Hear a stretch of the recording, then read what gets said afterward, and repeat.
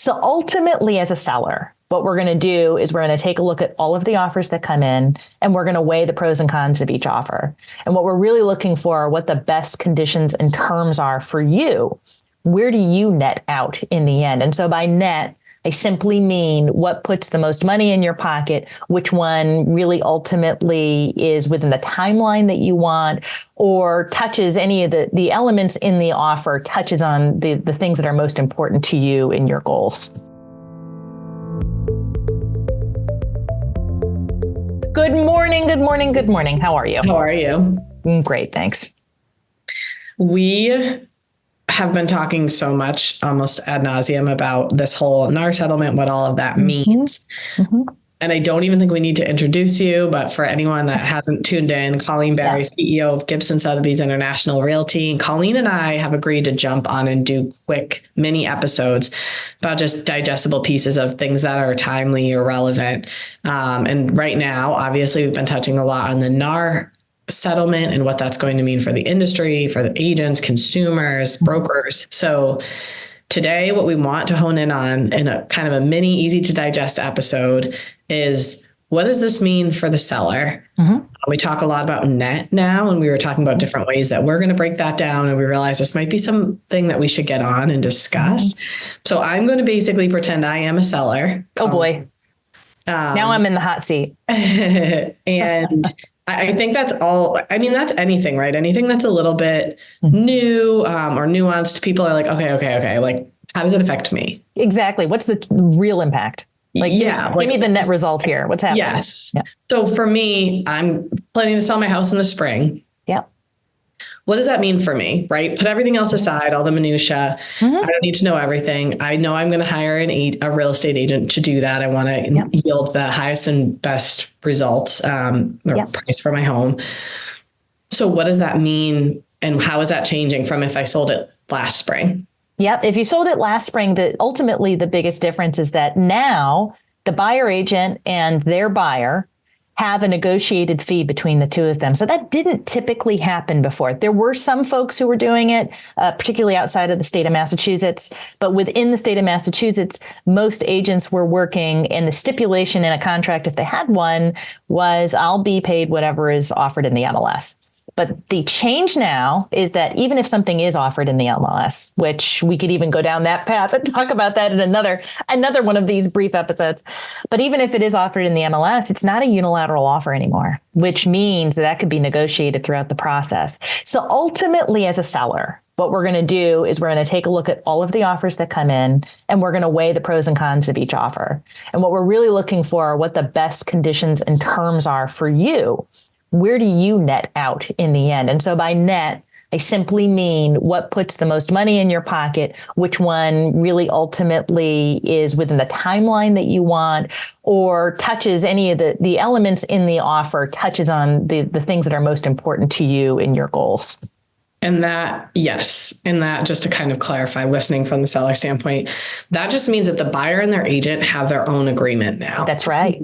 So they're going to come to you with what they've already agreed upon and most likely write it in. We believe, and not just believe, but know, because there's many states that have been operating this way.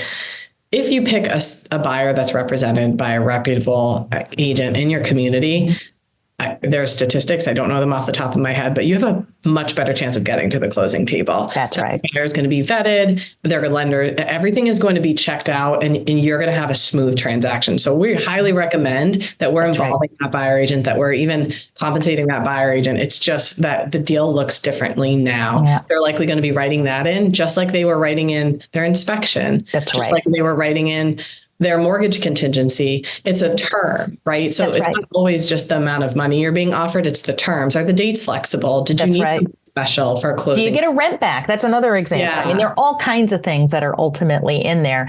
But I think the key element that you just talked about is the most important, that those folks have already agreed upon what that buyer agent is going to be paid.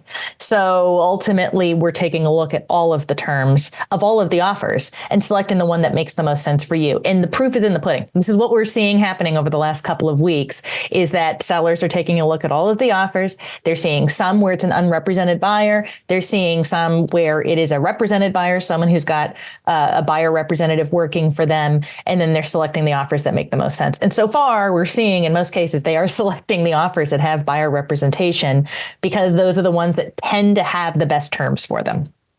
Yeah, and terms are important. It's like anything. And again, just kind of underscoring. So last spring, I list my house. I'm listing the percentage that one big percentage that's likely going to be split, or it's going to be specified how it's going to be split a certain way. The buyer still has a relationship with their agent. The buyer still most likely had an agreement with their agent. That agent is doing a service for them. The buyer was always sort of passing the money through the transaction. They always were. And that was how their agent was being compensated. Still going to be the way that it is. That's the way it's working. Paperwork is basically being done differently, but it's putting something else on the table. So Colleen said rent back. That's a really interesting thing to bring up because some people really need a little bit more time in their house, but they need the closing to happen because they might be buying something in the next place. So just putting that in perspective. So if you have a seller like that, that's a huge piece of their picture that they need. Right. They need that, right? So they might pick less. They might pick a price that's lower to get that because that term matters to them. So it's not always, and that's just what we're trying to say with the net. We're still looking at the big picture. It's that the buyer agent is now going to write in their compensation, most likely. They don't have to, but that's typically how it's going to be done. And that's just going to become another piece of the picture of what's important to you. And when you're looking at the price and you're looking at that compensation being written in, obviously from a logical standpoint, you're going to be looking at the number that you're netting, if that's written in or not written in. So someone may write in different amounts, but we're just looking at what is it that they're offering and what are we netting from that? And then what are the other terms that are important? Do they have a home sale contingency? Because that's not always something that is going to be certain, right? Some towns you might say, oh, that's going to sell on a weekend, but you're taking a chance. So it's just another piece that we are looking at. So from an agent standpoint, agents are already very used to this, but this will add another thing in that we need to make sure we're giving the seller something easy to digest. So Colleen and I kind of started having this conversation about a net sheet, and we didn't need to get that technical here, but what we're looking for is everyone knows if you're sending an offer over to another agent, to the listing agent, it should be so clear, right? You should basically have a cover page with exactly what it is that's in there in your PDF, hopefully. And that's just going to become another piece of this. And agents are going to need to be able to break that down for their sellers, just like they would other terms, and it'll become normal.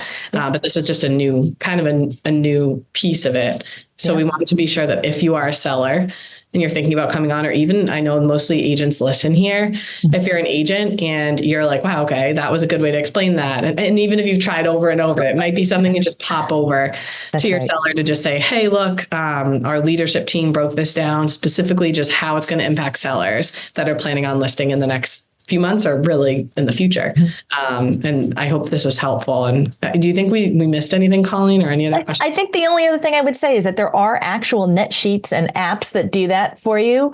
I know that we circulated some among our team, but let's say you're an agent who hasn't seen those yet. If you go to RPR and you're a member of RPR, you'll see that they actually have it within their program. So it just allows the seller to punch in all of the things that they might owe during the process, maybe the remainder of their mortgage or anything else like that. And that'll give them a sense for each offer, really ultimately, how much money are they walking away with? Yeah. Awesome. Well, I hope that was helpful. It probably seems really simple and elementary at this point, but again, it's been so much information overload. Our goal here is we're going to have a couple little mini episodes and series with different people on the leadership team to break down these specific questions, and hope that makes it easier for our agents and anyone else listening to digest and explain, because that's all we're going to be doing for the next probably 3 to 6 months. That's right. That's right. It's a new normal.